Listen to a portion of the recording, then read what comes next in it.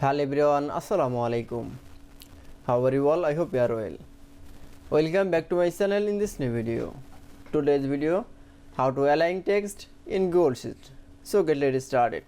At first, open your Google Sheet document. In this video, I will show align text vertically. Now select from a text. Now going to the vertical align. Now click for a bottom align.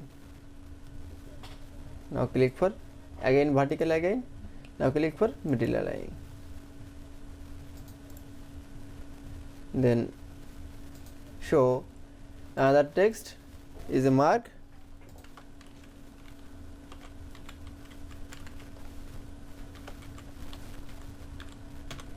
Now zoom from a text. Now select from a text.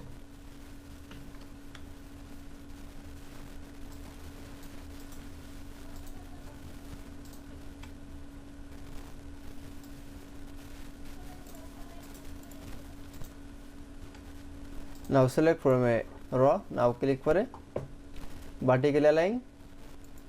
Now click for top. That is, then we show align text vertically in Google Sheets is very easily. I hope you enjoyed the video. Please like, comment, share and subscribe my channel. Thanks.